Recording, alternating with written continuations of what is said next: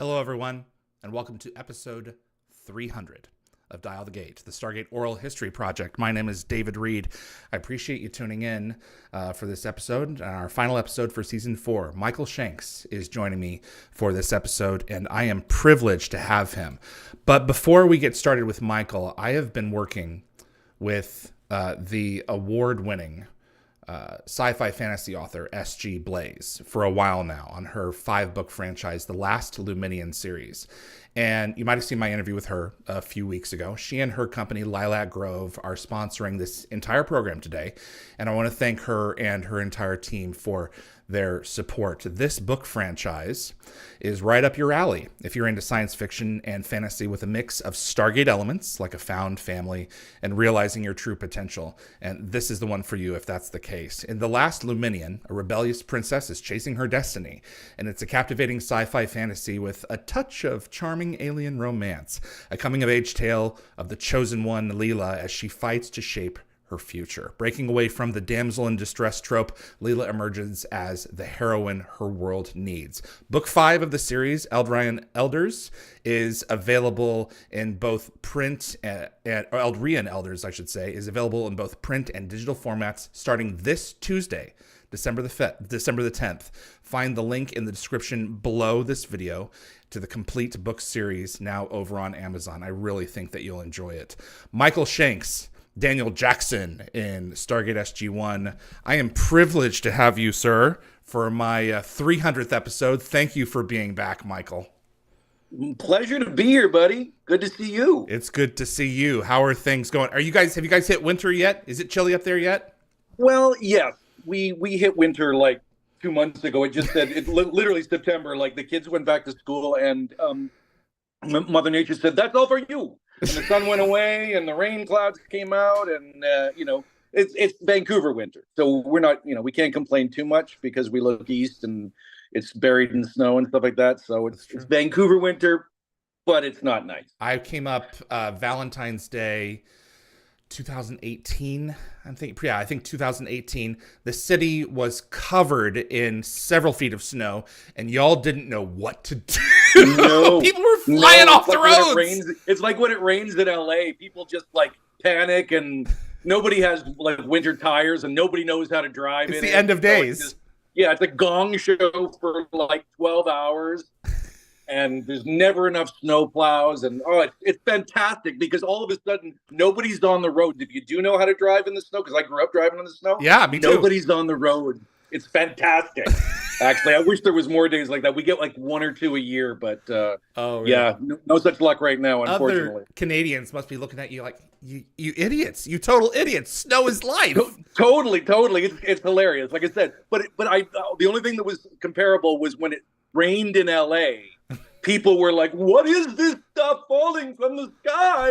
Like, yeah, exactly, like the apocalypse is happening. So I thought that was pretty funny coming from Vancouver that people didn't know how to deal with the rain. But, oh man, we're terrible for snow. So, Michael, what are some of your more vivid memories from the show that stick with you? Is it a blur? Is it one amorphous blob?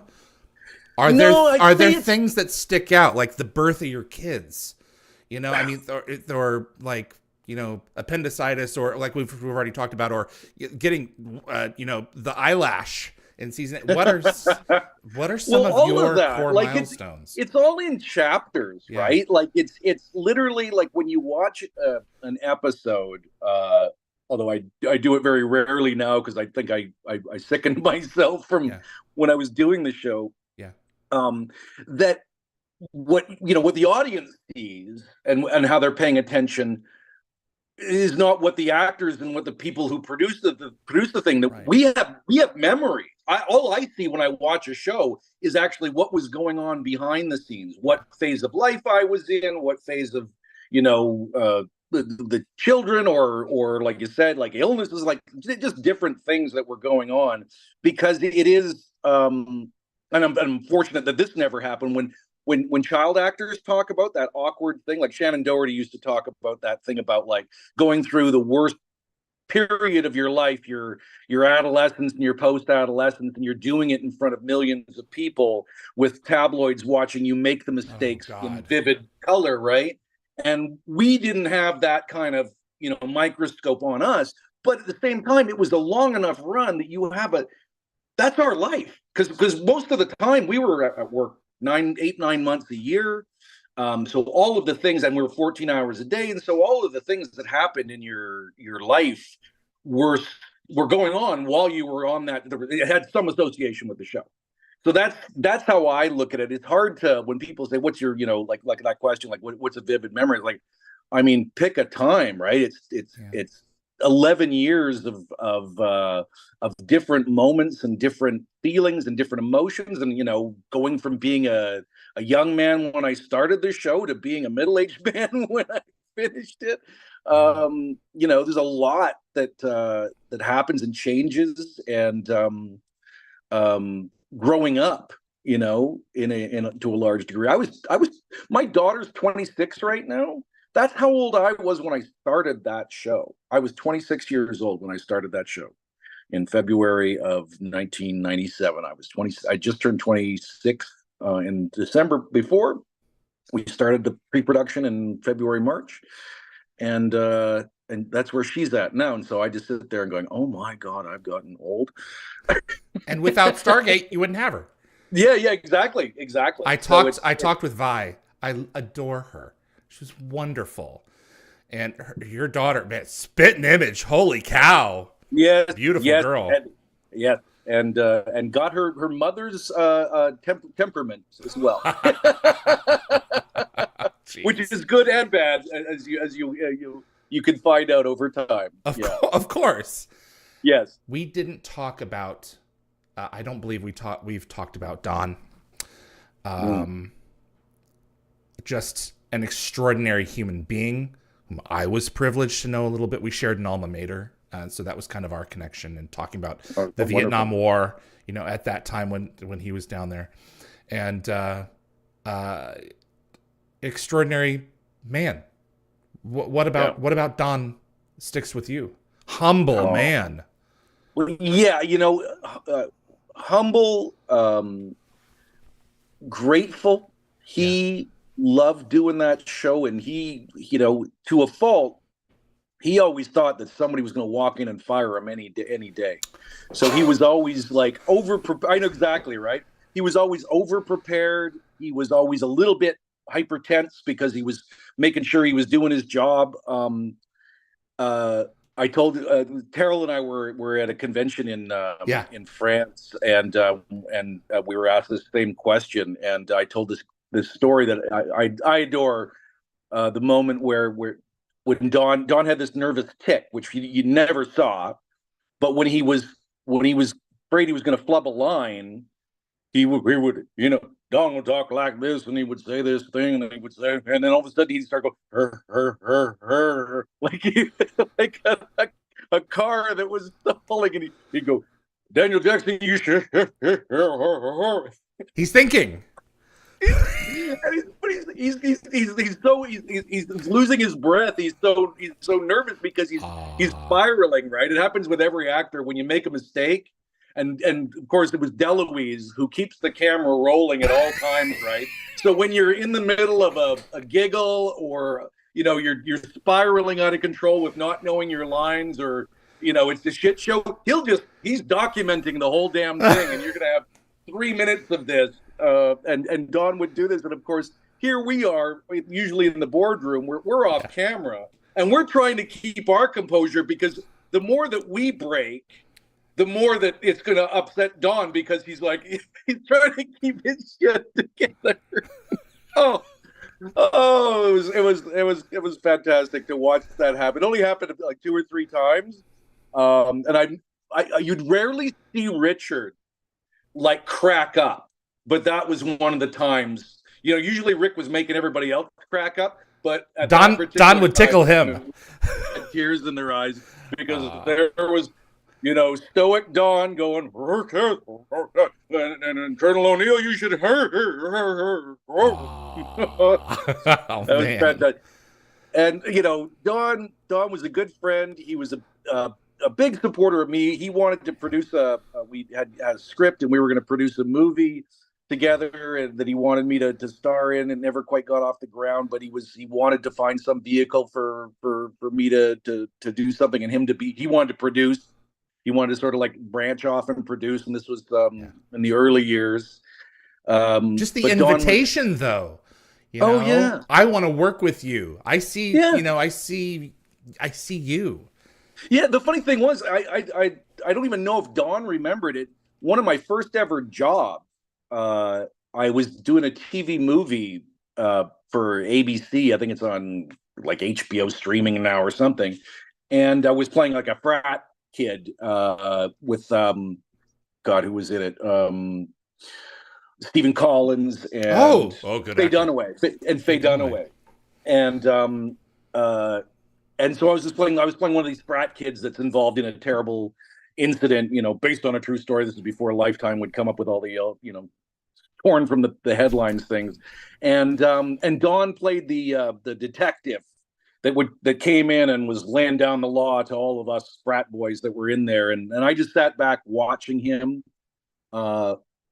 do his thing. I don't even think he remembered, I think I brought it up with him once, and he was like, again, Don just focused on doing his job and stuff like that. But what a gentleman. Hilarious, sometimes inadvertently, just the way he would tell a story, that usually something happened to him that he's not laughing because it's a true story, but goddamn is it side-splitting funny, because especially with that Ozark accent, I mean, Lordy B, right. He could make us laugh. He could make us the one that Teryl told I'd never heard before, about Don getting stuck in the tub. What? Whoa. Okay, please. Please transcribe this for us. Well, I'll do it. I couldn't do it justice because it's Teryl's story, because I don't recall this one, but it's like, the tubs in Europe are a little bit narrower than they are in North America. And he was in a hotel, and I guess he had to call. He comes out like to meet us at somewhere like in the lobby or something like that, and he's like, I was gonna come out here a little bit earlier, but I got stuck in the tub. I got a 52-inch chest, and it doesn't fit easy. I'm laid back in there, and I got stuck. And we still don't know, because he called the hotel because he needed help to get out of the tub. He called somebody. We still don't know how he managed to get out of the tub, or like reach. Was there a phone near the tub? Like I don't even know what the fuck happened. But my God.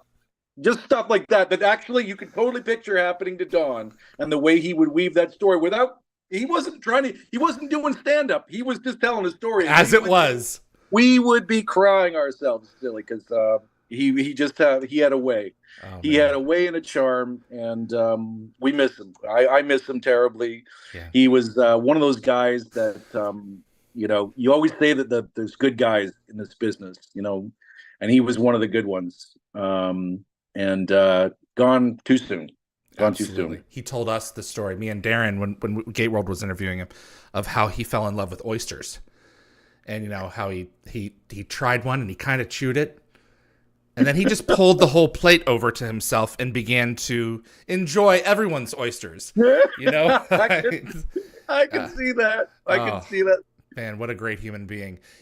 Laughter, though, is a connection with all of us. And Lexa, thank you for connecting with me with her, was brave enough to tell the story of the joke that she remembers making you side split and fall in love with her, and with the dinosaur. The dinosaur joke. The infamous dinosaur joke. And if you want to see it, you got to go watch the interview with Lexa. But okay, man, I will for sure. What an amazing human being, And yeah, she's it was great. Like laughter. Yeah, as your husband, I would hope you would say that. And laughter. If I think laughter is such a cornerstone in a marriage. If you can laugh together, if you're on the same wavelength, there, you can get through a lot of crap. It's the only thing that the thing that doesn't change in a relationship. Your looks change, your experiences change, everything changes. But if you can make each other laugh every day, and that's what we do, because we have a similar sense of humor, dark and somewhere in the place that I can't talk about on this podcast. Gallows humor. Yeah, it's galas, and it's inappropriate kind of stuff. It's like I was the youngest in my family, so I was the kid who when everybody else, if there was a fight at the table and nobody was talking to each other, I was the one who would break the ice by saying something funny, like going, like oh well, I guess if we're not talking, maybe we're all getting, like some shit I would just come up with that would, because I couldn't stand the silence and I hated the tension. And so with our life, it's like when everything's going south, the first thing I do, and first thing Lexa does too, is we look for the shoot to pull, the joke that's going to come out of this. I'm talking about through tragedy and death and all this other stuff that we the first thing I do is I get told a terrible story and I'm going, oh, I can't say this because this is the way my brain works, but it's also the way her brain works. So sometimes we just look at each other and go, we shouldn't say anything, and then we laugh together. We're together and we'll laugh. But in front of other people, no, absolutely not. I see what you're saying. Okay. Yeah. Well, life's it was one of those mottos of the production office, LTS. Life's too short. Mm-hmm. Why wallow? Yep. Sometimes you have no choice but to be there, in circumstances that are uncomfortable, and then it's like, okay, we're moving past this now, because life's too short. So, yep, for sure. Going from laughter to, I want to talk about overdosing on Sarcophagus. This is my transition, smooth transition to an overdosed Daniel in need. What did you think of that? I'm pulling us back there to all the way into season 2. Let's go in the Wayback Machine. What did you think when you get a script like that has you in a closet on the floor, crying your eyes out across from Richard Dean Anderson? Where do you go to pull on a place like that? Does it just come? When you get an episode like Need, what do you do as an actor? Just like, well, we're gonna figure this out. Well, it's first of all, it's a gift. And I don't mean it. I have a gift. I'm saying it's a gift to be given that opportunity. In the early years of the show, I got a tremendous amount of opportunities to do things that, after doing other shows and watching other shows and seeing how sort of linear characters can be a lot of the time, that the opportunity to do a science fiction show where you could explore so many different aspects, play different people, all these different things that we got a chance to do, and specifically that I got a chance to do as a young actor were gifts that were given. And that one specifically, it's difficult because it's like, you got to explore a darker side of Sure. yourself and humanity, and you got to also try and figure out, the tough part to do always is the translation from sarcophagus to drugs. What are we talking? You know what I mean? You're trying to figure out how this is going to manifest itself in a way that you can get underneath as a human being that you can relate to. Well, the root of it was just for the folks in the audience was the Goa'uld aren't just evil because they're evil. Yes, they have malintent, but also they have technology that makes them sick. And we were beginning to explore that with this episode, where you can get high on the invigorate. You're invincible. You're immortal. And then translating that to a human experience. I would equate it to a cocaine addiction of sorts, where that's kind of how how it was kind of written in terms of arc. You have this burgeoning, wonderful, possible relationship kind of thing that's happening, and so there's all this high, this ecstasy, this you're goes in and he feels good, he's feeling, which is something Daniel didn't really exhibit a lot of the time. He's it's taking hold of itself in both an amusing as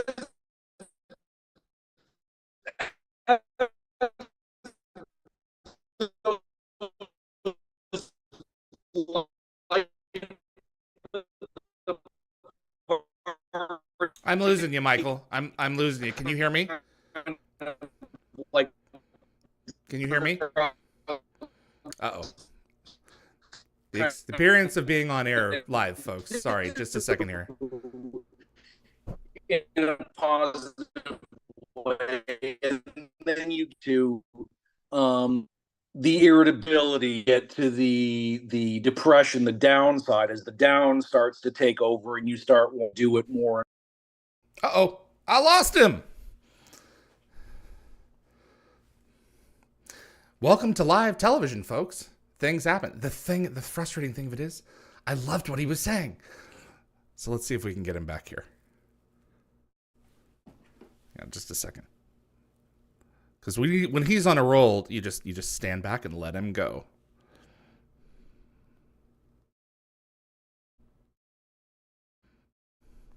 I'm texting him.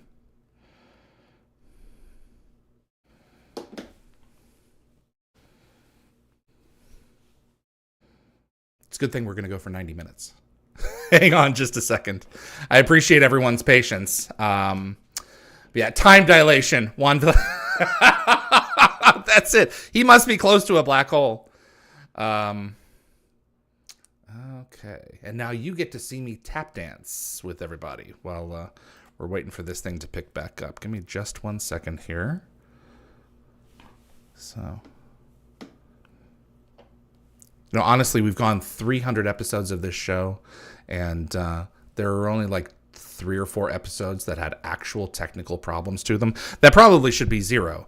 But when you're doing a live show, you just never know how things are going to shake out. So just waiting for him to come back. Oh, he's typing. He's trying to come back in now. Okay. Here he comes. Hang on, everybody.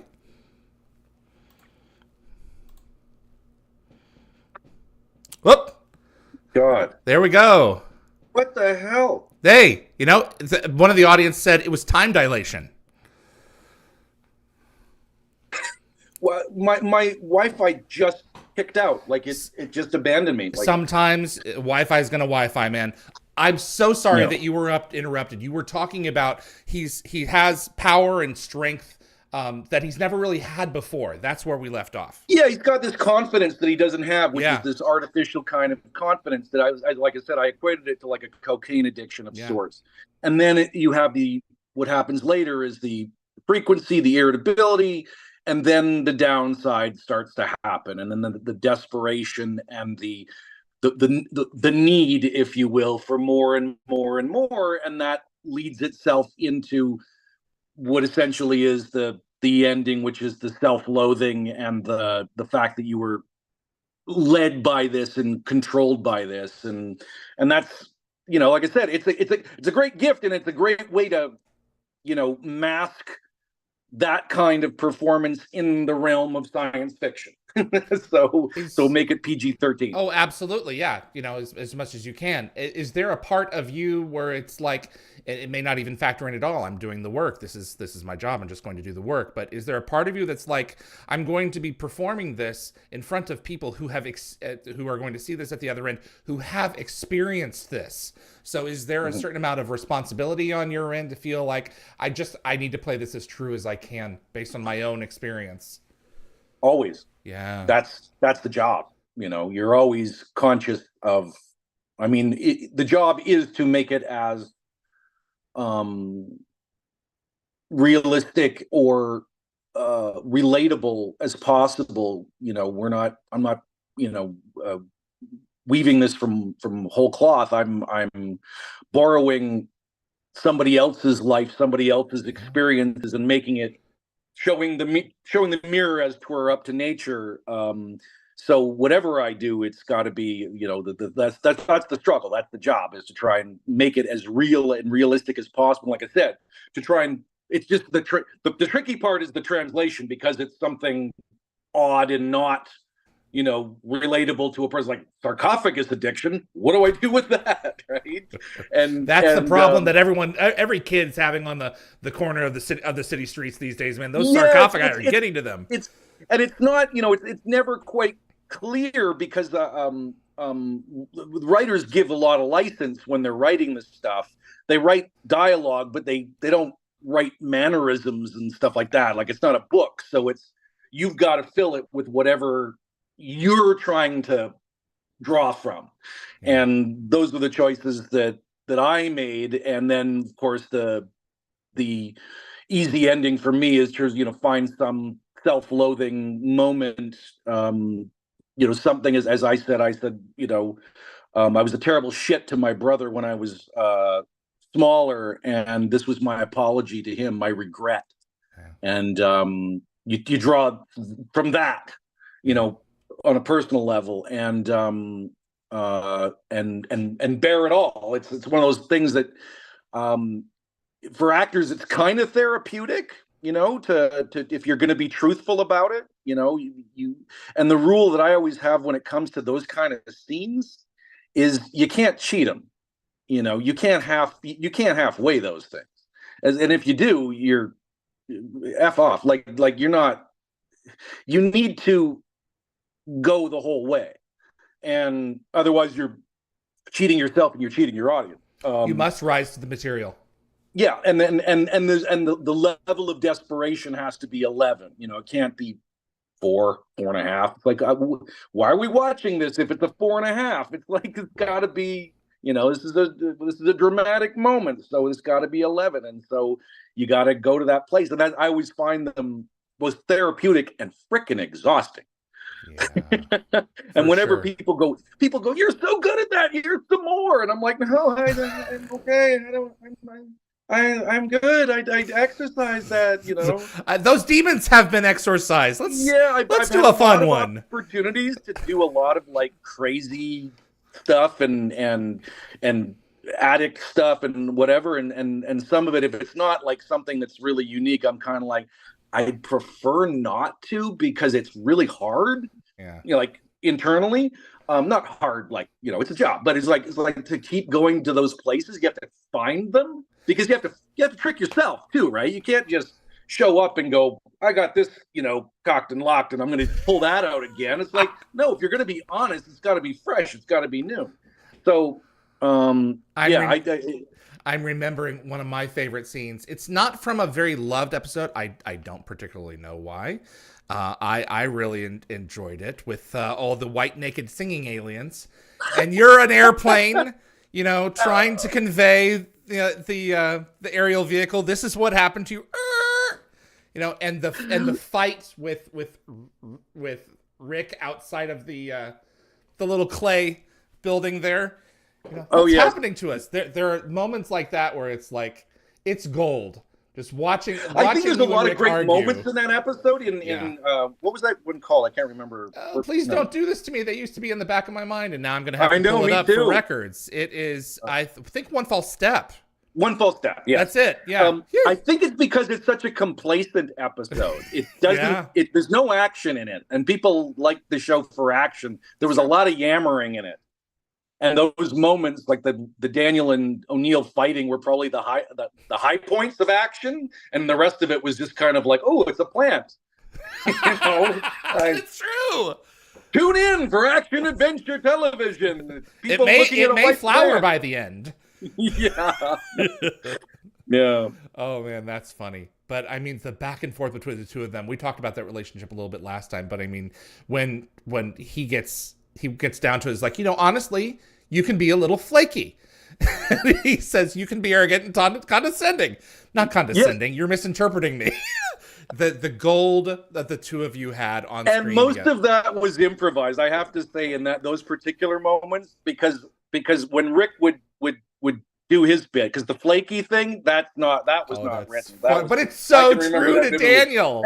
And I was just like, oh, okay, we're gonna do this. And so I pulled out the arrogant and condescending, because that used to piss me off when he would do that. What about mythology? Rumors, lies, fairy tales? You see? Yeah. Oh man, there was a fair bit of improv in that stuff, and I think that sometimes with Rick and I, that when in moments like that, we were cutting real close to the skin a little bit, like in terms of Where like does being Daniel not end and you begin?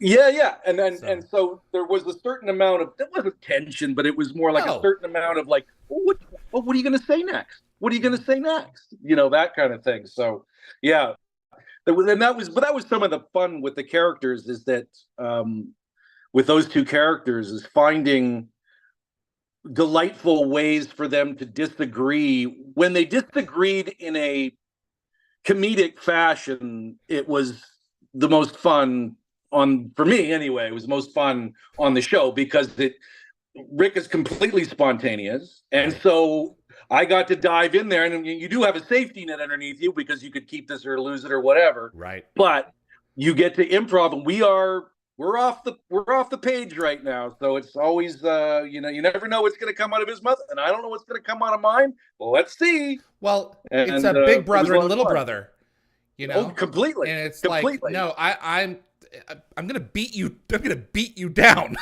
yes, absolutely. Oh man, I always equated Rick as an older brother to me, even though he's 3 years younger than my dad, but he is more like my older brother than my older brother is. Wow, jeez. Yeah, still to this day. A few episodes later, we were watching a character of an old man. Inventions to fight the Goa'uld. And Michael, I got halfway through the episode and I was like, oh my God, it's Michael. Yeah. I didn't know.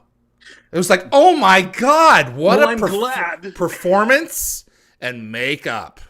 Oh, Had you ever played a 100-year-old character before? No. And was that the plan to be you all along?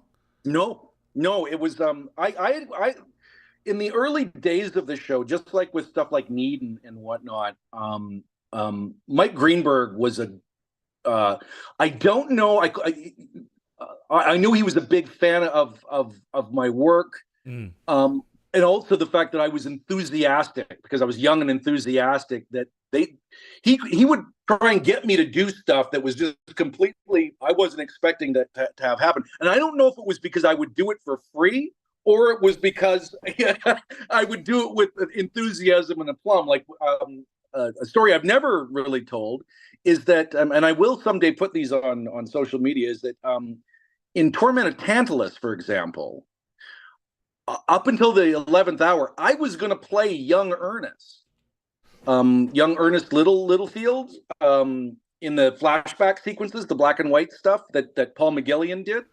I was going to play the younger version. We did a bunch of camera tests with me with a mustache and stuff like this, because we wanted it, or I shouldn't say they liked the idea, and Michael Greenberg especially liked the idea of the character being so completely relatable that there was a parallel between Daniel and Ernest when he was younger, kind of thing, drawing it completely where they're played by the same actor, and we did it. And Catherine would have been drawn to him. Yeah, and we just couldn't get it so that it was we didn't want the audience to be confused. Okay, that's what ended up happening. But we did camera tests with it. I've got some pictures of it. It was kind of hilarious. The mustache, I looked like a pedophile, but that's a whole other story. But Michael used to be a big fan. Like that's how I ended up doing the voice of Thor. Was he just came to me? That was Greenberg.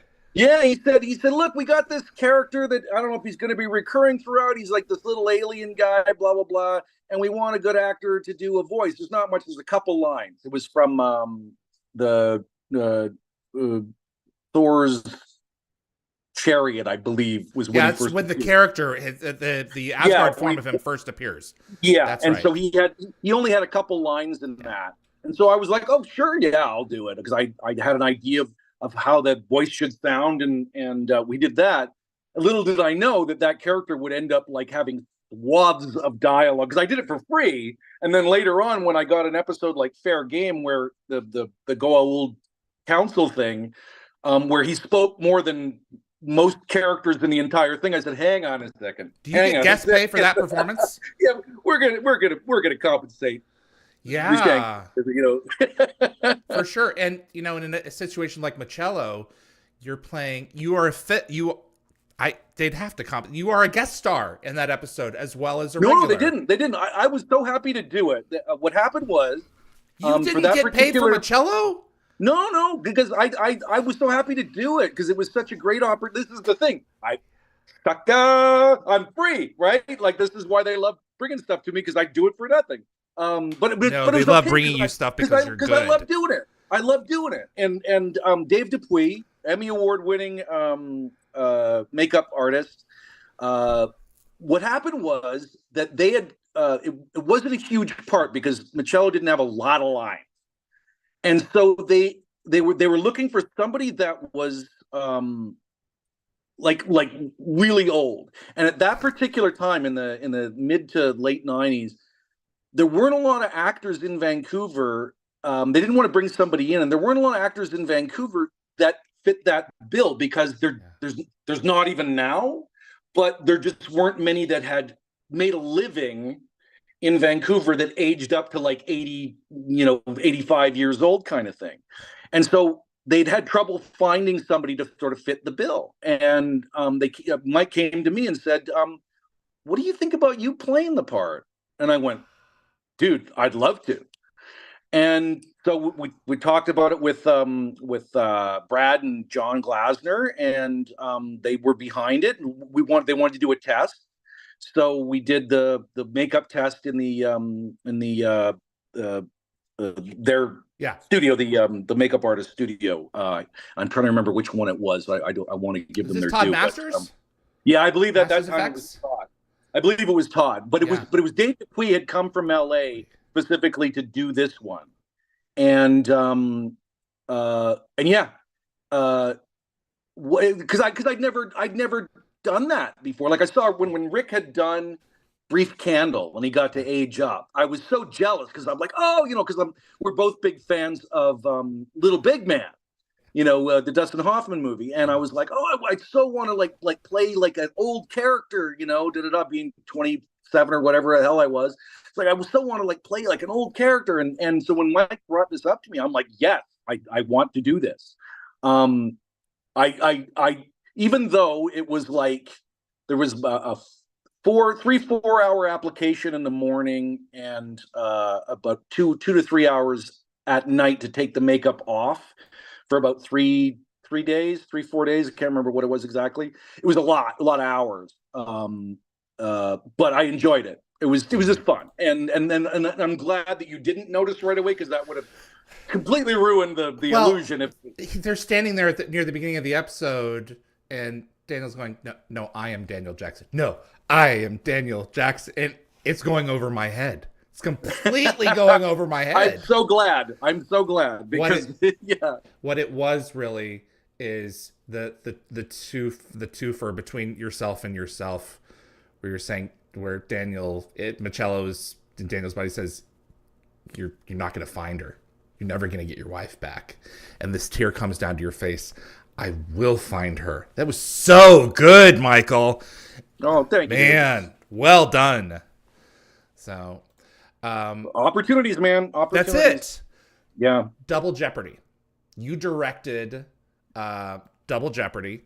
Yeah. Heavy visual effects, which I would imagine, because you get a slot.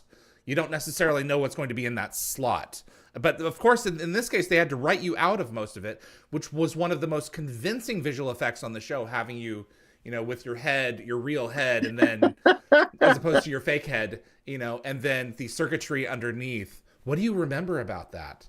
You were the first of the 4 to direct, I believe. Yeah, it was a complete debacle. It was. Really? Well, it was. I mean, listen, in terms of how things have gone in my directing career since then, much smoother, because it wasn't. I didn't know enough. I knew enough about what I wanted to do, but I didn't know enough about managing a television set on a television timeline to be able to be handed such a large episode and be able to do it smoothly. Okay. I could do it now, but at the time, not being experienced, because I had sort of, as one would, I'd ask for like a small character piece. And I think the one with that preceded, which was Carter and Entity, I think. No, it was the one with Prodigy? Prodigy. That's what it was. Okay, with the light bugs. Prodigy was kind of the episode that I would have been more apt to do, and I get the Rob Cooper visual effects extravaganza with not one but two of every team member, and the War of the Planets. And I was like, Jesus! I remember John Smith, our line producer, came up to me at a certain point. He came into the director's office where I was reading this thing, and he's like pissed almost at me. He's like, "You got to tell Cooper to tone this down," because he's looking at cost and the size of it. And I'm like, "You want me to tell the executive producer to tone it down?" And I go to Rob, and I always remind him of this moment where I go in and I said, "Dude, it's big. I don't know if I can do this." And Rob goes, "You'll be fine. You'll be fine." I was very far. It wasn't that Brad's usually Brad's line. It's like, "Oh, it's okay. It's okay." Yeah. What's the line from Pulp Fiction? "I'm very far from fine."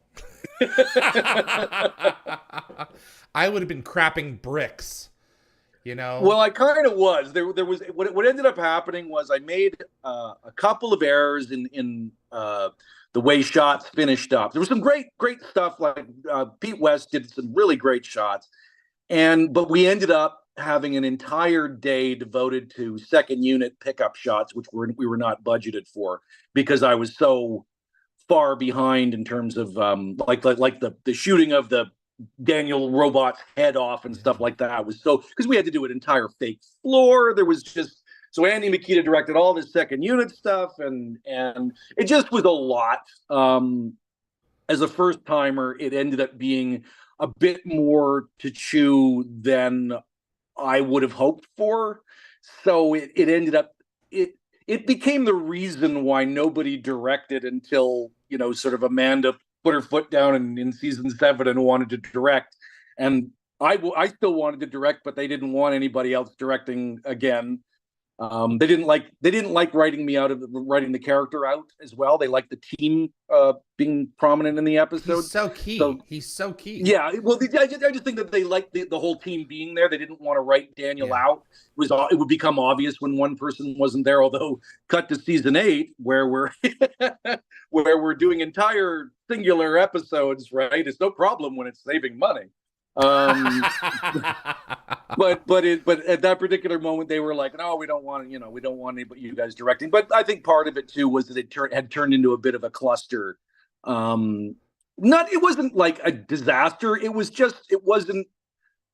I take a lot of pride in my work, and it wasn't how I would have liked it to sort of finish and go down and be remembered. So I have regrets, but it was a lot to be handed in terms of your first, because a lot of the stuff that we were doing, it hadn't been done on our show before. So here's rookie guy going, "Oh, I was just gonna like copy that and copy that and copy that and copy that and whatever. You're asking me to invent stuff. I don't know what to do." Like even the face replacement when we had Rick wrestling with himself. Yeah. When O'Neill was wrestling with himself, Bill Nicolai. I didn't know we could do. We had this technology that you could face replace. Mm-hmm. We didn't know that. Greenberg told me that on the day. We could face replace him. I'm like, what?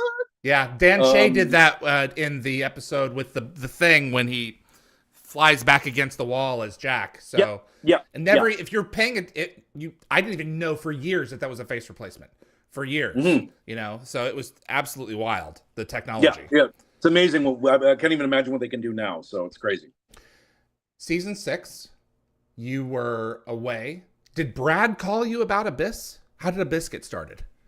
Yeah, Brad. He had said before I left that there were going to be stories to tell in season 6 with Daniel involved. Was it too soon? Did any part of you think I just left? Or was the material? Really, it's funny because you miss it pretty quickly. Oh, is the best way to put it. Okay. I didn't think of it in terms of too soon because I really liked the script. Okay. Like it's a really good. Like Brad's script was really good. What was his pitch to you? Just I'm going to send you this, or was it Jackson Hell and Daniel's he there to be sent with me the him? copy because I was being petulant. I was being a bit of a brat at that particular time, and I said I'd like to see the script first. And so he sent me the script, and and then as soon as I read it, I was like, I'm not being a dick about it. I said, this is fantastic. Yeah. Love to do it. Blah blah blah. And what was great about it was that I think all the stories that Daniel was involved in the season 6 were all really great stories. Yeah. And so I think that had been part of my issue with the character. Give him something to do. In season 5, we just finished rewatching it. It's like, where is he? He's over there. Wallpaper in season 4 and 5. Yeah. That I think both Teal'c and Daniel Jackson were like just kind of there. Yeah. And in some, yeah. And it got to be a little bit, like, and so coming back and being a sort of linchpin for the story, for the character to be a linchpin in the story was great. And especially that one, because it was poignant and beautiful, and it's Rick's finest hour. Yeah, and also about with it let you understand what was going on, like, because we didn't know what the fuck Ascension was, right? Like it was just some amorphous idea, and so you got a little sense of what was going on, and it was like a political, and it was all this other stuff, so that you knew that Daniel was in a place where he was still attempting to do good. And then you got this great O'Neill story where he is being tortured and murdered again and again, and he has to do that thing where you start to question whether or not you want your soul, whether or not you want to continue. And it was Brad's great at that. What I always say about him, is the sign of a really good writer, a really wonderful writer, is to take two characters, lock them in a broom closet, and entertain the audience. He's a playwright at his core. That's essentially what he did, because we didn't deviate from the script. Like, I'm sure like a little bit we did, but in most of that was all scripted dialogue, and at the same time too, I missed Rick, and I think Rick missed me a little bit. We had enough time to sort of appreciate each other, like a little time to sort of I missed that guy. Yeah. Damn it. And it's fireworks when you're on screen together. I just threw my shoe at you. Yeah. And the best thing too, Martin Wood directing it, because he's he gets it. To have somebody who absolutely understands what we do, what Rick and I do, and sort of give us a little bit of leeway to take it over here and over there, and to understand the poignancy of what's going on too, to give it that weight. Yeah, it was great. It was great. It's great television, and it gets down to we're not talking about life and death. We're talking about your soul. We're talking about you. This is it. This is hell, and the whole set design with the gravity and everything else. Everyone was just firing on all cylinders. Yeah, it was great. So cool. Great. And you came back later for Christopher's script with the Changeling. Yeah. Did Christopher send you this script? Was he the first to let you know, hey, I want you back? It's a very similar situation. He's teetering on between life and death. Yeah, he had said in the early going that he was being given an opportunity to pitch and write and whatnot, and that the first thing he wanted to do was to find a way to bring my character back, because he enjoyed Abyss as well, and he was like, I wanted to be part of it, kind of thing. And so it was his version of that, and he had given me a rough idea of what it was going to involve, but I didn't know until I read the finished draft of the layers that were involved in that. That's quite a Jacob's Ladder head trip, right? For sure. Before we get into it a little bit more, I asked Christopher, I said, so what was your idea for this? The depths of despair, what was the original nugget for the sharing the Gould back and forth, and it's a kidney? And he said, dude, The first beat was, I wanted to ride in a fire truck. And I was like, what? Yeah. That was the starting place. The depth of Christopher Judge is revealed, I guess. Yes. But what, I mean, a tearjerker, you know, I've been with you. I haven't left your side. You know, he's a guardian angel again in this episode. You know, but just even that image, that shot that Martin did of Braytak and Teal'c lying in the water with this swath of bodies all around them, trading the symbiote and whatever. What a great shot! What a great story. I mean, it was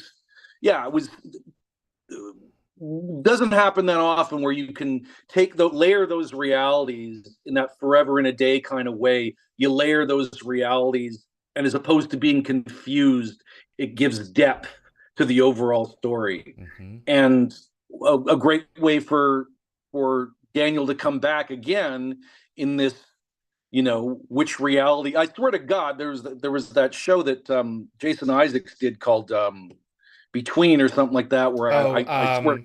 Awake. I loved Awake. Awake, yeah. What a great season of a show. Where is he? Yeah. Talking to a therapist. I know this story from somewhere. I'm not sure where. Right. But a great storytelling tool, and a great way because it keeps the audience off balance. That's right. You know, and especially the way Martin did the transitions, just like open a door and all of a sudden you're, you know, back in the world, or you're back you're in the gate room. You know, he's sitting on the park bench, and O'Neill comes over and puts his hand on his shoulder, and they're the transitions are amazing. Yeah, it's great. No, Martin did a phenomenal job, and yeah, I was just happy to be part of it, and the way the character was utilized in that way, both poignant and fun. You know, gets to play this kind of like quirky, forgetful, you know, scientist, psychologist, so that the audience is wondering what the hell's he doing. You know, Teal'c doesn't recognize. Like, just it was fun. It was multi-layered. Daniel's in there, but he's not. You know, he's kind of like, there's a part of that that's like, is that really Daniel, or is that Teal'c's like displaced memory? There was layers. You can rewatch that episode a million ways. My favorite scene in that whole thing is the scene with Apophis. He's like, you know, when all the chips are down, a deep part of you knows that I'll be waiting for you in the afterlife. Because that gets me. Yeah. It's like, ooh. Yeah, chilling, right? Yeah. Chilling. Absolutely. Yeah, like there's a piece of Teal'c that still thinks that. Yeah. So, yeah. You come back, they bring you back in, and it's like, we're making you butt naked in February or March. Tell us about that experience. Like, this is how I'm coming back in? Yeah. Okay. No. What's the temperature out? Yeah, it was February in Surrey, so you know, talking about Vancouver winters. It was cold. I didn't know how we were going to do it, and we just did it how we did it. Like, no smoke, no mirrors, a dog walking park in Surrey where we can only like keep the public back to a certain degree, and there's Michael getting his kid off in the middle of, you know, the dog poop in Surrey in, you know, 3-degree temperatures. Good times. Thanks, Coop. Yeah. I always said that was his punishment for me ever leaving the show in the first place, was that scene. So what are the technical processes for something like that? Obviously they have to make you comfortable. You know, the logistics of some kind of a shot like that, you know, and being not freezing your parts off, man, out there. Well, that's the thing, is that there is no. You'd think that there's kind of smoke and mirrors the way that you can do it, but not the way that we did it. Mm-hmm. So it's like at a certain point, you just got to do it. You just got to. You know, it's like when Schwarzenegger's buck-ass naked, you know, stepping out from behind a garbage truck, you know, walking towards camera. Sometimes you just got to be buck-ass naked walking towards camera. Like, it just, you know, there's no way around it. And so when Michael's got to be naked, you know, Michael's gonna be naked. you tuck your bit, even though it's cold, so you don't have much to tuck, and away you go. And you just shoot it, and like I said, you take the robe off, you lie down in the grass, and you shoot the damn thing, and you trust the director to keep it in the realm of tasteful. Sure, absolutely. When the script for Lifeboat came around, something to sink your teeth into, man. I mean, holy crap! With that one, it's so many personalities, so many layers. What do you remember about Lifeboat? Well, I remember being like, I was really pleased with again, what a tremendous gift, what a tremendous opportunity. Like if I had been bitching about not doing much in season 4 and 5, then there you go, deal with that. Now carry it, now carry the show with no bells, no whistles, whatever. It's just you and Teryl locked in a room doing the thing. And then you go, oh, geez, this is terrifying. That particular character, I'd done a TV movie after I'd left the show where I played a psychologist who was working with a patient who had schizophrenia, who had multiple personality disorder. Yeah. And they had given this poor actor very little prep time. They'd cast her 2 days before we went to camera on it. And I thought that was colossally unfair. She had like 6 or 7 different personalities. Oh my God. And, when you're playing personalities, they have to be dimensional, and so in order to give them dimension, you need time. It's like anything. If we're building characters from the ground up, you need time. It's like, you can't just, unless you've got a repertoire of, like, if you've done a one-man show where you played 17 people, then Bob's your uncle. But is it going to fit in this capacity? Is it going to fit in this script? And she'd gotten so little time and did her best. So I don't mean to fault her at all. Did her best with the material, but I could tell that she got sick while we were filming, and it was a struggle because there was so many the pitfall of falling into cliches and stuff like that was so readily there. There's the bad one, there's the good one, there's the one in between, and I just said, well, I remember thinking to myself at the time, going, well, Jesus, this is a lesson, as an actor, where if you ever have the opportunity to do this, preparation, having time to prepare, is paramount. Sometimes people, like producers, don't get that actors need a little time with this stuff. You have to find these people. You have to find these people in yourself. So when you give us an audition the night before and tell us, to show up and whatever, you're going to get essentially a work in progress if you're lucky, and anyway, so I just remember I can't remember what episode we were doing, and the preceding episode, and that's when we were given the script, and I just remember going, holy shit, I gotta prepare. And I can't remember the episode we were filming. Revisions with the pieces here. That's right. And so we were pretty busy, and we were also doubling up. That's when we had started shooting Heroes as well. So there was a lot going on at that particular moment. We were kind of second uniting Heroes, shooting Revisions, and then I got this script for Lifeboat. And I just remember going, okay, well, put anything else I plan on doing, forget it. I'm going home tonight, and we're creating these characters from the ground up. And that's what I did. And again, as always with this craft, this business of being an actor, it's all work in progress. It just, it's always evolving if you're doing it right. It just happens to be that we ran out of time, and now this is where we're showing where we're at with this. And so, I look back at that now and I go, oh, I would have liked to have done this, I would like to have done this, and blah, blah, blah. But tremendous opportunity that Brad gave me to do that. and tremendous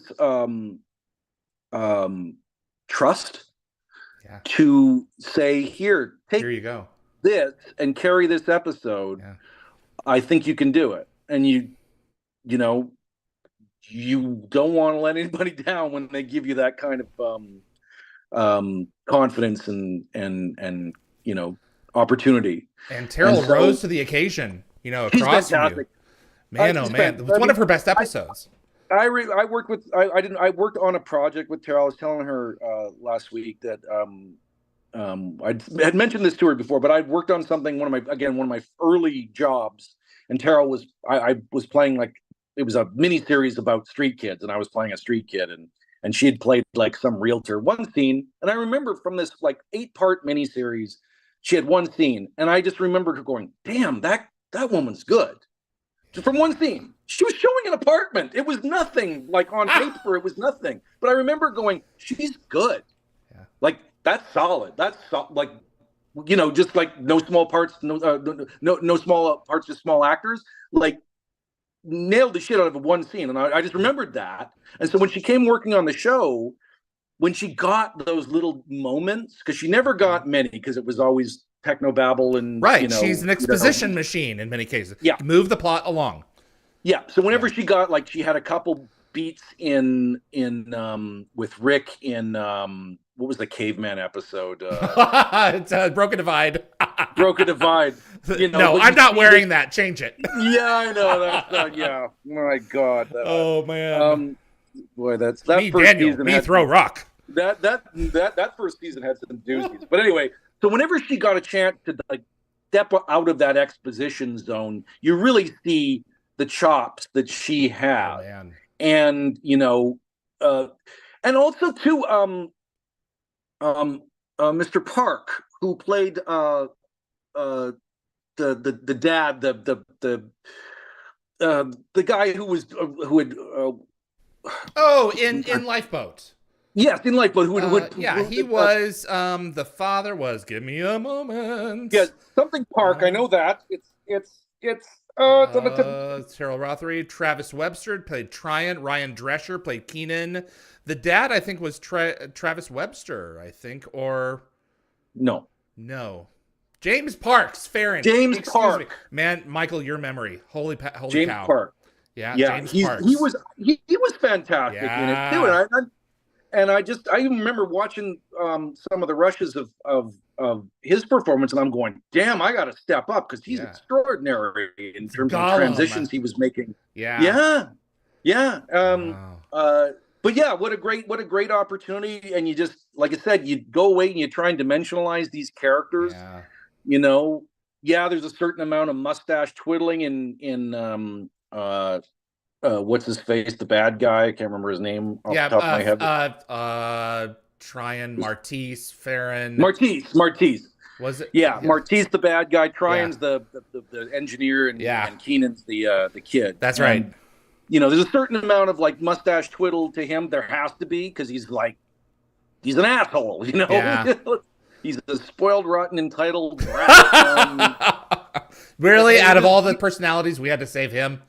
Yeah, exactly, right. But that's the thing, and you go on this journey, and like I said, Teryl was fantastic to work opposite with. Just in terms of, like, that great moment of I don't give a damn. Man's body doesn't belong to you. Yeah, taking it back. Damn, girl, you go. She was fantastic. So yeah. After when she was shot in Heroes, I don't think I told you this story before, and I'm partially just hoping you can confirm this or not. I met her at GateCon just a few months after this was shot, and pardon the pun, and the blast hits her, and you're recovering. Fraser's hit. I need a medic. She said you held her hand in that shot. We can't see it in the frame, but I hope that that's true. There's part of me that's like, yeah, that did happen. Yeah. No, it was tough, and because of the nature of the way that we shot that scene, is it's all done from the POV of this handy cam. Yeah. That that's a tough moment My God. To share with another actor. Yeah. That you've a part that you've carried, you've watched her carry for 7 seasons. And oh, by the way, you're going to be alive tomorrow for the other scenes. You know? Yeah. Oh, man. Yeah. Wow. No, it wasn't easy, and it wasn't an ezy day.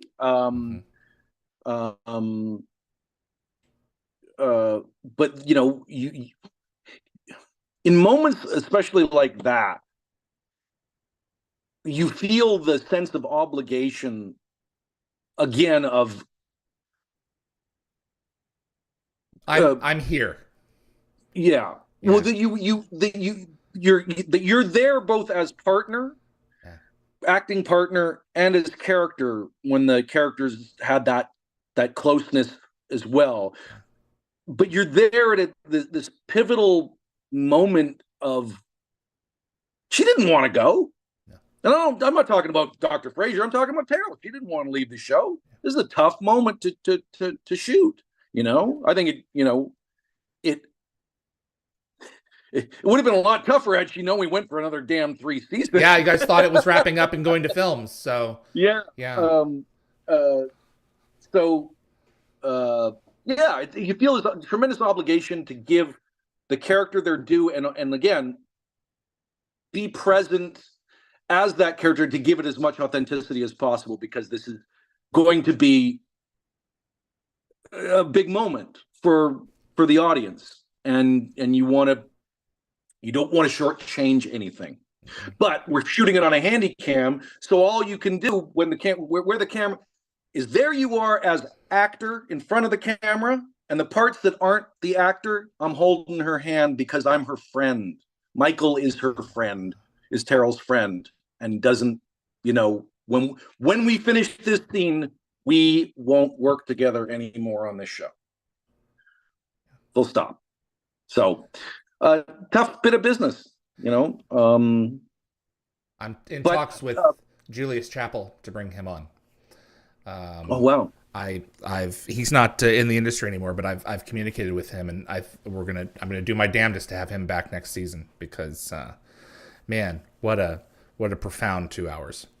So yeah, you and Claudia Black. I don't think I've mentioned. I don't think we've discussed Claudia. Prometheus Unbound. The script comes along. You're getting Claudia Black. First thoughts. Well, it was interesting. I didn't know Farscape. I didn't know anything about Farscape. I'd met Ben. I'd met Ben on an airplane. Okay. He was coming to Vancouver to shoot a movie that we both auditioned for. Imagine that. Is this the Farrah Fawcett film?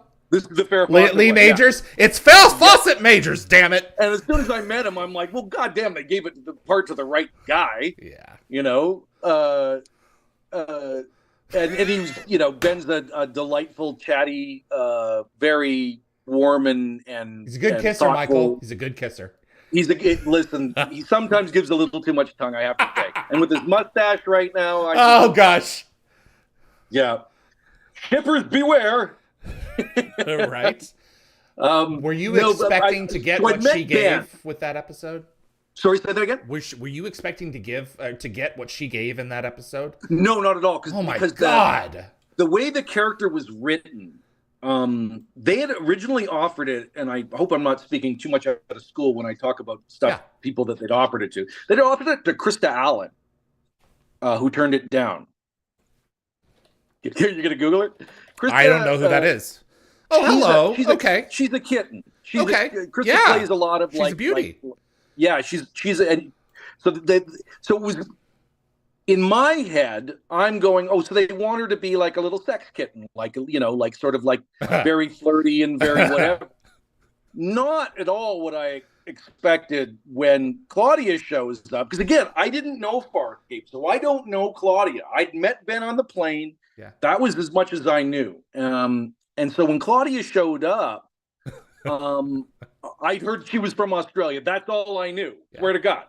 And what a delight. I mean, what a from the word go. I always tell this story. because it was so rare but poignant in that particular moment, is that we're, going to do our first, we're in between doing like the in between setups of doing our first scene. And she just says to me, she says, so what can I do to help you? What would you like to achieve with your character in this episode? And what can I do to help? And I was like, like that's something actors don't do. That's a very theater thing. It's something actors don't do because we operate in vacuums a lot of the time. We kind of like have the big defense walls up when we go into working with people because we don't know what to expect, because we've all had good, bad experiences. And but usually it's a very... I'm a guest in your house. Do you want me to do the dishes? Do you want me to vacuum? What can I do? Wow. Yeah. And it's like, oh my God. I was just like, thank you. Yeah. Like, I knew I had a partner right then for that episode.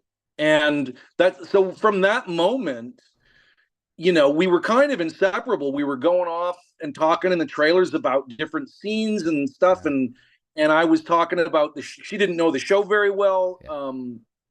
So I was explaining what the hell was going on with certain things. And then we were talking about, what we were going to do in certain beats and because we were at that point where we're doing second unit episodes. This is season 8, right? So ours was the second unit episode, which meant that we didn't have executive producer oversight. So Annie Makita was directing, and Claudia and I were the actors on it. And there was the let's just say the kids ran a bit amok. Oh man, we're gonna need a lot of floor mats, folks. I'm going backwards over the console. Yeah, we did it. We did a bit of a sitcom kind of thing that was happening. So just for everything, obviously the fight scene with when Dan showed me what they had, I was like, what the hell? Like it was a real fight, and I'm like, no, we can't have Daniel. I'm not a ninja. Like, what are you doing? Like we're trading kicks. Like, what the hell? She's trying to take over your ship. You're defending your ship. Yeah, but it's like it's got to be funny, and Daniel's got to get his ass whooped. And it's got to be funny. We got to have a little bit of that. James Bond fighting. What was it? Pussy Galore in Goldfinger. In the barn, that kind of stuff. That's right. Or with what's her face? Grace Jones. Okay. When Grace Jones is beating the crap out of him too, like it's got to be a little bit of a little bit sexual, but a lot of knees to the nuts kind of stuff, right? It's got to be. We may have gone a little too far, but it was still, There'd be part of my fear would be like, people are going to see this and they'd be like, this is ridiculous. This is too silly. We wanted but at the same time, she's crazy. This woman is crazy. And this is what Daniel's dealing with, and he's going to deal with it. So yeah, the absurdity was choreographed. Like when Todd Scott, who's doubling me, gets his ass kicked and goes flying over the console, we were like measuring the width of his legs in a V. That's how the choreography of this needed, for comedy's sake, needed to be. So we had a lot of fun, and I think obviously clearly what the fun that we were having translated to the screen, to the dailies, and everybody in the office noticed that there was this dynamic that it was taking place, and that's how Claudia, became a larger part of the show in season 9 and 10. Man, and then by the end of that run, talk about makeup, another opportunity for everyone to go old. That scene that Coop put in with the two of you holding each other in the bedroom during the montage, I didn't know what I was seeing, and I had to be explained later by Darren. They've lost a child. Yeah. And it's like, oh, wow. Yeah, it was purposely meant to be ambiguous because it was just written. It was not written with, this is what it's about underneath. It was just written that she's weeping and he's holding her. And we were like, what are we doing here? Yeah. We don't know the time. We don't know, like, this is like Eternal. We don't know what phase of this is. And so we had to ask Rob, like, is this about this? And he's like, yeah, okay, all right, good. We're good. We just didn't want it to be. We didn't want it to be like neutral or benign. What did you think of the ending? Well, I always said about the show that you can't end this show. Yeah. That the ending is unending. It has to be where they go through the gate at the end, and we imagine them in our, you can't. It can't be the end of Three's Company where they turn off the lights in the apartment and close the door. Yeah. We can't close this. This is about, This is about going. Yeah, this is about adventuring, and what they're doing is, the Starship Enterprise doesn't shut down and go into mothballs, and we see Kirk, checking into the home. It's like the Enterprise goes sailing off into the sunset. That's what it does. This was our way of we're walking off into the sunset. We're not. This isn't ending. So keep us alive in your imagination. And I thought that part was perfect, because I'd always said that about the show, but that's what needed to be the end. Yeah. Even though you're going off to do movies. Yeah. Yeah. And that's the thing, is that, we didn't know how that was going to turn out, or, it's unfortunate that it kind of like the show, it kind of ended before we thought it would, but we had a healthy run, so you can't really bitch. I'm thrilled that we got the two that we got, but the entire crew came down to that itty bitty set.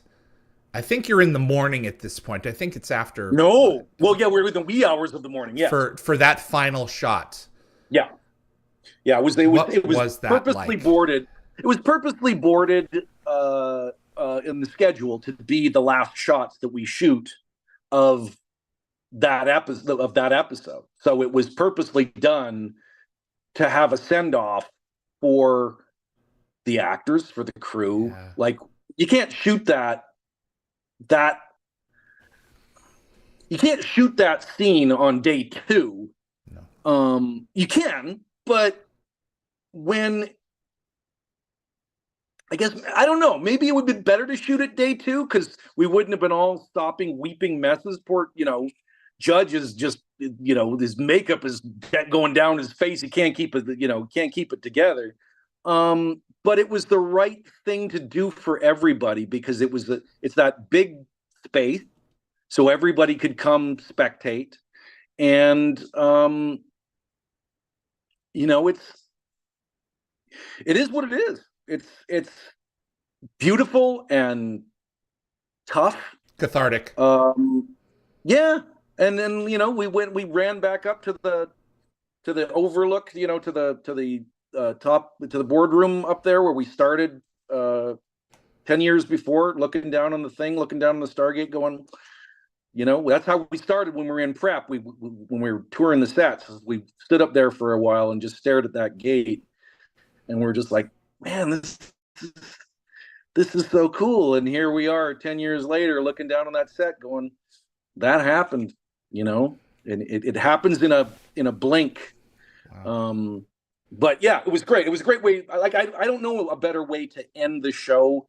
I can't think of a way to end the show that wouldn't disappoint somebody, right. I know that, when we ended Saving Hope, we pissed off half the audience went, yeah, that's about right. And the other half went, we failed, cheated. I think endings are tough. You can't please everybody. You can't do it. Yeah. Part of you shouldn't try. You should make something for yourself. So... Yes, you should make the choice. You have to make the choice as an artist, and the audience is going to feel what they're going to feel, but you should be true to the characters, true to the story, and true to yourself as an artist, as a writer. And let the chips fall where they may. That's absolutely right. Stargate Seed and Spock's Friday Nights. Is that what Daniel's still doing? Is he still going off world? Where do you see him right now? What's happening with him? It's either one of two things. Either he is gone back to Overdosing, or but there's no one there anymore, or some version thereof, or created something like Overdosing somewhere else. Wow, that's one possibility. in terms of that coming full circle, is that he's gone back and he's got a group of people that he's, training to defend the gate and whatever. And he's, happy digging up archaeological trinkets from some, post-Egyptian place, or he's, still fighting the good fight, working for, whoops. Uh-oh. You're okay. Oh, good. Sorry. Yeah. Still fighting the fight. My daughter's calling me. Oh, it's okay. Yeah, just or he's still, working for the man, fighting the good fight, and but getting to do what he wants, which is going through the gate. How that looks, I don't know, and I always want to find out, because I'm quite curious as to what they're going to do with the property, if we will come back to it in some capacity, even for a, I will let you know if I hear anything. Yeah, I know. I hear murmurs. They're taking a sweet ass time with it. Sure, they sure are. Perfection takes time, though, right? Ian Zania, my girlfriend wants to know if you ever missed the long hair after you guys cut it at the end of season 2, and she says, I was sad it never returned. Was there ever any consideration, to go longer again? Rob wanted me to are you still there? Oh, there we go. Yeah, Rob wanted me to grow it back when Ben came onto the show. Oh. He wanted me to grow it back, and I said, Rob, hair doesn't work that way. I can't will it to grow that fast. And I said, and quite frankly, I don't want to, because I was I only had literally that the Daniel hair was at the tail end of my grunge fashion, post Stratford. Like, I had this kind of I'm going to grow my hair out long, man, phase. And they never let me grow it long. They wanted it to be that sort of goofy length. Yeah. And so it was at a certain point, I was like, I'm going to do Hamlet, and I'm going to cut the hair, and it's not coming back. Right. Because it's a pain in the ass. It's if I could explain the different moments, especially in Vancouver, where we're outdoors so much and it's raining all the time, mm-hmm. or you've got a hat on 1 minute and then you don't, and then they've got people coming in with spray bottles and blow dryers and shit, and I'm just like, no way, Jose. I don't, no, I never missed it. There you go. SV, you played Rick Singer in the college admissions scandal movie with Robert Maloney. What was it like playing a real person, that kind of a real person with that kind of a personality? I've played worse. Okay. It was interesting. I mean, it's always interesting because that story is so interesting because it was so fresh. And being in Vancouver, Lori Loughlin right. had just worked with so many people up here. Yeah. Had just gotten sort of taken away from Hallmark, or put in up to pasture by Hallmark because of the scandal. Yeah, Full House didn't finish with her. Yeah. Yeah, and so we kind of knew people that knew her. Wow. Anyway, it was a little bit weird, the timing of it, because it was so new. The timing of it was a little odd. But playing the character, I enjoyed it because I didn't know too much. It gave me an opportunity to study it. He was a opportunistic dude. Like I said, I played worse. He's not the worst character I've ever played. He's just, there was a loophole. He saw it. He did it. Yeah. That's America, baby. Right, exactly. Jeez. We've already asked that one previously. Let me see here. Some of these are, man, it's wild. Anki Lieb, Blackjack, and Lauren Hollander wanted to know, is there anything going on with you right now that we need to keep our ear to the ground on? Not at the moment. Okay. Not at the moment. No. Okay. Kappa 1611. Any memories from creating Resurrection? And Amanda directed it. Just that that it was a great learning experience from the point of view of when you are a junior writer. It's just like kind of like the directing thing. There's a learning curve. When you're basically a junior writer, you say, "Oh, I want to do this," and you're going to go pitch. You're not given any quarter, right? Because you're stepping. If a writer came and said, "I want to be an actor," and showed up on set to play a character, we would expect him to be a professional. And so this is the same thing. You're just because you're an actor, you just stumbled into you're in their lane. So they're not going to give you any quarter, and I wouldn't expect them to. It's very political process. Oh, sure. It's a very political process, which I was not sure about the level of politics that is involved in it, just in terms of, you've got the buck stopping with the showrunner, and you've got the pitch process, which is a bit of a strange thing in terms of half ideas, full ideas. The idea that I had was basically the last of 7 pitches, which was a cocktail napkin scribbling I had as a rough outline, and it got thrown around the writer's room in this broken telephone kind of way, and then got handed back to me as an outline. And I was like, oh, or sorry, handed back to me to do an outline. And I was like, oh, this was not what I wanted to write. Okay, yeah. I'll go write this. Yeah. And then you go write it, and some of it is familiar and some of it is completely unrecognizable. And so when I was on set, when Amanda was directing, and people had questions about it to the writer, because my name's on it, I would say, I don't know, because I didn't write that. Oh no, jeez. It's a process. Because there was things that were mine, and there were things that weren't mine, and that's showbiz, baby. Well, there was a nice reference to Shifu in there. There was a nice connection to the Harcesis and a lot of those other elements. I would think that that was you. Yeah. Okay. I understand. There was a Rob in there. Let me just put it that way. Rob was shepherding that script through a lot of especially it's no secret. It's no coincidence that the same episode that I wrote was the one that Amanda directed that Rick wasn't in. I see. So it was kind of turned into this side event. Yeah, it was a different kind of show. Yeah. So it was that was on purpose. Yeah.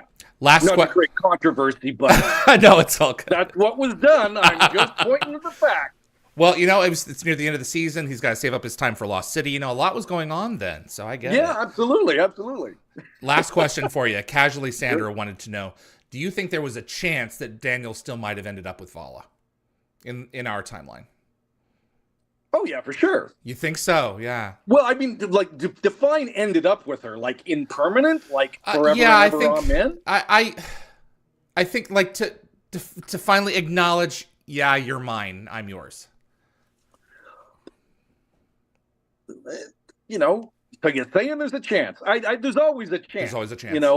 I don't know if those two personalities on a long timeline would be able to maintain a, lovey-dovey, even keel, and one of them would become restless for completely different. I picture them. It's kind of like Indiana Jones and Marion, right? You have two very strong personalities who can, live. When the credits start rolling and they're holding hands, it looks great. But cut to them 5 years later, cut to them 10 years later, and it might look a little bit different. It might be, but you never know. Maybe there's a happily ever after, but I think there's a lot of, I don't think that there's a Cinderella story there for sure. I think that there's, So they would have remained in each other's orbits. Exactly. That kind of way of we're destined to be together. I just can't live with you right now. I'm taking you with me. Yeah, that's what I mean. We're going crazy. he would think that he's never going to see her again, and then 2 years later she beams him up from some ship that she stole and say, "I need you for this." Oh, for God's sake, woman! Michael, it means the world to me to have you back for 300, and to finish out my season with so many wonderful stories. I cannot tell you how much it means to have you here to take the time to share once again. Thank you, David. It has been a pleasure as usual. Well, I appreciate you, sir. I'm going to go ahead and wrap up the show on my end. Do it. I'll reach out to you. All right, boss. Thanks, brother. Thanks, guys. Michael Shanks, everyone. Daniel Jackson in Stargate SG-1. Really appreciate you guys tuning in for this. Thank you so much to everyone who submitted questions. I got a little carried away there, but I hope it was an enjoyable show.